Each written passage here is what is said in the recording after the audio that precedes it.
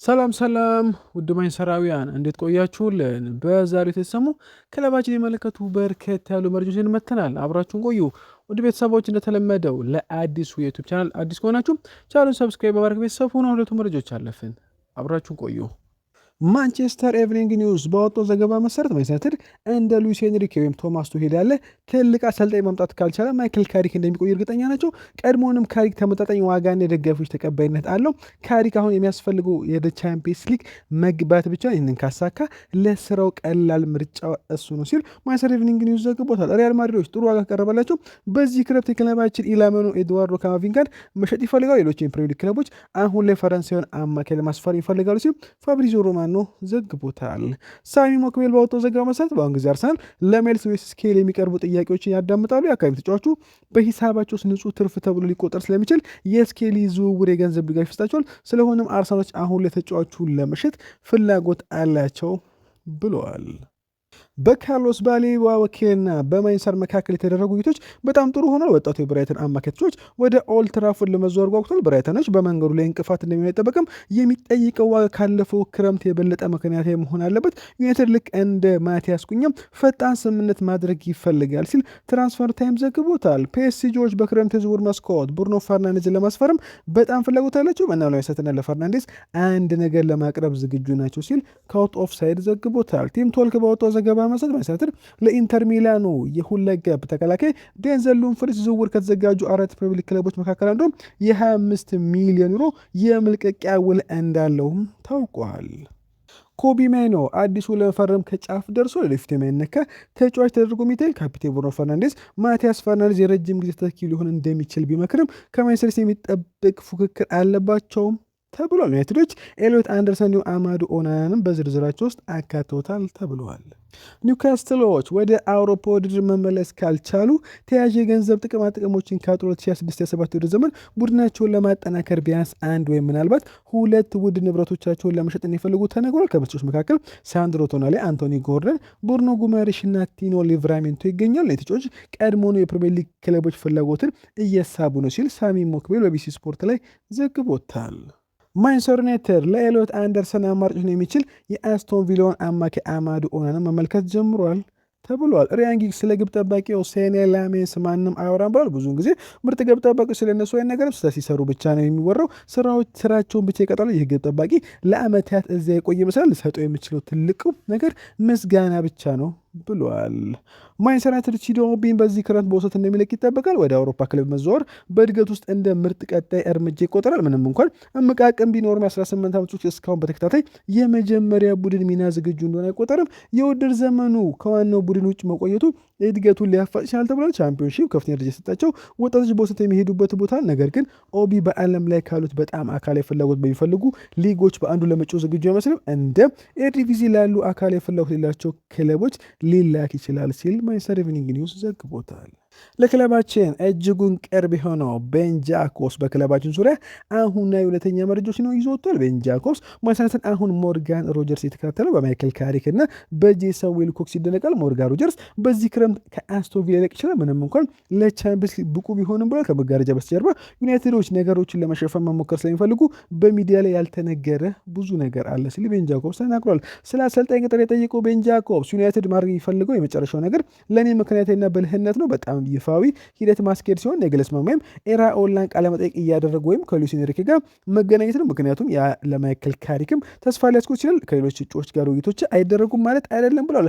ማጓሪ ወደፊት ህይወቱን ሲወስን አዲስ ተከላካይ ይመጣል ወይ የሚለው ጥያቄ ጠይቀው ቤን ጃኮብስ አይመጣም አልልም፣ ምክንያቱም ሽግ ላይ ናቸው። ስለዚህ የማል ተከላካይ ፊርማ በማጓየር ቆይታ ላይ አይንጠለጠልም ሲል መልሷል። ዩናይትድ ስለ ሽሎተርበርግ ስላለ ሁኔታ ንቁ ነው፣ ነገር ግን ተጫዋቹ በዶርትመንድ አዲስ ውል መፈረሙ ላይ የተመሰረተ ነው። የተጫዋቹ ካምፕ ሌሎች ክለቦችን ለአዲስ ስምምነት እየጠቀማቸው እንደሆነ ወይም በዝውውር ላይ እውነተኛ ፍላጎት እንዳለ ግልጽ አይደለም። ተጫዋቹ ለዝውውር ከቀረበ ለማንቸስተር ዩናይትድ እውነተኛ እድል ሊሆን ይችላል ብሎም ስቲለር አሁን ለክለቡ የመሃል ሜዳ ኢላማ ዝርዝር ውስጥ ይገኛል። ነገር ግን ክለቡ ፕሪሚየር ሊግ የተረጋጉ ተጫዋቾችን የምረጥ እድሉ ሰፊ ይመስላል። አሁንም እድል ሊሆን ይችላል።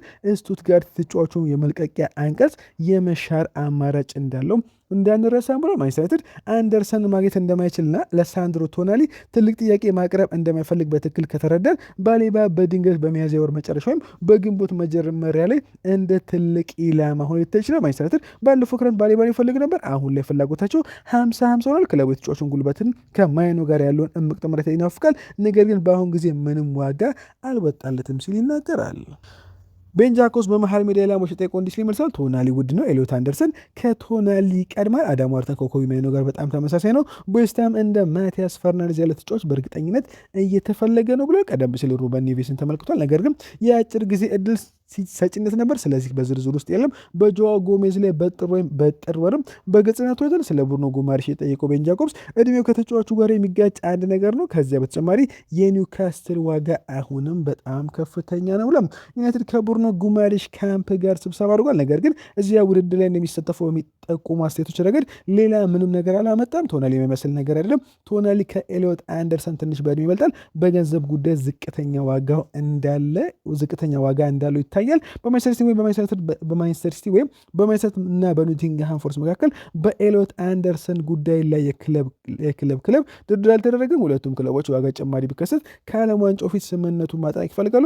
ማሪናኪስ ፎረስት በዚህ ሁኔታ ተጫዋቹን ማቆየት ይፈልጋሉ ሲል ቤን ጃኮብስ መረጃውን ቋጭተዋል።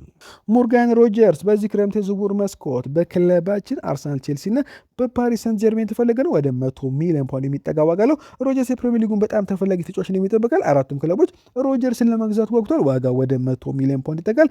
አስቶን ቪላ የሚጠይቀው ክፍያ ከ80 ሚሊዮን ፓውንድ በላይ እና የጨረታ ጦርነት ከተፈጠረ ዋጋ ወደ 90 ሚሊዮን ፓውንድ ከፍ ይችላል ሲል ቴሌግራፍ ዘግቦታል። ዴቪድ ደህያ ስለ ቀድሞ ቡድን አጋሩ ማይከል ካሪክ እንዲህ ሲል ይናገራል። እሱ የማይታመን ስራ እየሰራ ነው። ብዙ ጨዋታዎችን እያሸነፈ ነው። በጥሩ ሁኔታ የተጫወተ ነው። የቻምፒየንስ ሊግ ቦታ እንደሚያገኙ ተስፋ አደርጋለሁ። ዩናይትድ ለዋንጫ ውድድር በከፍተኛ ቦታዎች ላይ በቀጣይ ዓመታት መወዳደር ይችላል ሲል ተናግረዋል። ማንቸስተር ዩናይትድ አዲሱ ኬቨን ዴ ብሩይነ ኪስ ስሚትን ለማስፈረም የሚደረገው ፉክክር ላይ ነው። ኤዜድ አልካማሪ ተጫዋቹን ለመሸጥ እስከ 50 ሚሊዮን ዩሮ ይፈልጋሉ ሲል ኤክራም ኮኖር ዘግቦታል። ማንቸስተር ዩናይትድ አዲሱን ስታዲየም 100 ሺህ መቀመጫ ያለው ኦልድ ትራፎርድ ፕሮጀክት በግል እንደሚደግፍ አድርጓል። ስምምነቱን ለማጠናቀቅ ከሚችሉ ባለሀብቶች ጋር ቀጣይ አዎንታዊ ውይይቶች ይካሄዳሉ ሲል ማንቸስተር ኢቭኒንግ ኒውስ ዘግቦታል። ስፖርት ዊትነስ ባወጣው ዘገባ መሰረት ጆርጌ ሜንዴዝ በዚህ ክረምት ማኑኤል ኡጋርቴ እንዲወጣ ለማድረግ በንቃት እየሰራ ነው። ምክንያቱም ኡራጋዊ በማይክል ካሪክ ስር ጨዋታ ጊዜ ለማግኘት ሲቸገርና ከኦልድ ትራፎርድ እንደሚለቅ ይጠበቃል። ናፖሊ ኡጋርቴን የተካተል ነበር። ነገር ግን በጥር ወር ለማግዛት የሞከሩትን የወልቭስን ጆአው ጎሜዝን ለማስፈረም ይበልጥ ትኩረት እያደረጉ ይመስላል። እና ወልቭስ ከሊጉ ከወረደ ጎሜዝን በቀናሽ ማግኘት ይችላሉም ሲል ዘግቦታል። ብሩኖ ፈርናንዴዝ የክረምት የዝውውር መስኮት ከመድረሱ በፊት የመሃል ሜዳውን ለማጠናከር ኢንቨስትመንት የሚደረግበትን መንገድ አስደስቷል ተባለ። ምንም ፍላጎት የለውም። ስለዚህ መልቀቅ ለሱ ትልቅ አስገራሚ ነገር ነው ተብሎ ዩናይትድ ወደ ቻምፒየንስ ሊያመለስ ተዘጋጅቶ እናም ጥቂት ተጨማሪ ምርጥ ፈራሚዎችን በማምጣት የፕሪሚየር ሊግ ዋንጫ ሊያነሳ ይችላል። ስለዚህ በሚወደው ከተማ ማንቸስተር ውስጥ ለመቆየት እያሰበ ነው ተብሎ አንድ ተጫዋች በአንድ ክለብ ውስጥ ምን ያህል የተረጋጋ እንደሆነ ብዙ ጊዜ ችላ ይባላል። ነገር ግን በጣም አስፈላጊው ነገር የፈርናንዴዝ ቤት ማንቸስተርን ትወዳለች እና ባለፈው ዓመት በክርክር በሚደረግበት ጊዜ የወደፊት ህይወታቸው በዩናይትድ እንደነበር የነገረችው እሷ ነች። ስለዚህ ብሩኖ ፈርናንዴዝ በዚህ ክረምት በማንቸስተር ይቆያል ሲል ማንቸስተር ኢቭኒንግ ኒውስ ዘግቦታል። ስቴቨን ሬልስተን ካሪክ እስከ ዓመቱ መጨረሻ ድረስ ጥሩ ውጤት ማስመዝገቡ ከቀጠለ ሹመቱ ይጠበቃል ሲል ተናገረ። የማንቸስተር ኢቭኒንግ ኒውስ ዘጋቢ ብዙ ደጋፊዎች ተመሳሳይ አስተያየት ይኖራቸዋል። ካሪክ ከጥር ወር ጀምሮ አስደናቂ ስራ ሰርቷል። ከ10 ጨዋታዎች 7 ጨዋታዎችን አሸንፏል። እናም በዚህ ክረምት በቋሚነት ቦታውን ለመያዝ ግንባር ቀደሙ ነው። ዩናይትድ ምንጮች ስራው ማን እንደሚያገኝ ለመወሰን ጥልቅ ሂደት ውስጥ እየገቡ መሆኑን ጠቁሟል። ነገር ግን በአመራር ገበያ ላይ ሌላ አስደናቂና ሊደረስበት የሚችል አማራጭ የለም። ከፍተኛ አሰልጣኝ ካለ ዩናይትድ ያንን እጩ ለማምጣት ጥረት ማድረግ አለበት። ጁሊያን ናግልስማን ሉዊስ ኤንሪኬ በትላልቅ የአውሮፓ ክለቦች የተረጋገጠ ሪካርድ አላቸው። በዩናይትድ ይደነቃሉ። ነገር ግን ናግልስማን በዚህ ክረምት በዓለም ዋንጫው ጀርመን ያሰለጥናል። እናም ኤንሪኬ በፓሪስ አዲስ ውል እንደሚፈርም ይጠበቃል። ግላስነር አይሮላ በፓላስና ቦርነማውዝ ጥሩ ታስመዝግቧል። ነገር ዩናይትድን ማስተዳደር ሌላ ደረጃ ነው። ካሪክ ቀድሞ ነው በእጩ ውስጥ ነው። እናም እሱ መምራት እንደሚችል እያረጋገጠ ነው። ተጫዋቾቹ ለስራው ይደግፉታል። እናም ናግልስማን ኤንሪኬ የሚያገኙ ከሆነ የቻምፒየንስ ሊግ እግር ኳስን ካረጋገጠ ማይክል ካሪክ ስራውን ማግኘት አለበት ሲል ተናግሯል። ማንቸስተር ዩናይትድ የስቱትጋርቱን ኮከብ አንጄሎ ቲነርን ከክረምት የዝውውር መስኮት በፊት እንደ እውነተኛ የመሃል ሜዳ አማራጭ ለእይታ አውጥቶት ተባለ። ምንጮች ለቲም ቶክ እንዳረጋገጡት ጀርመን ተጫዋች በ2026 ክረምት ትልቅ ዝውውር እንደሚያደርግ አረጋግጧል።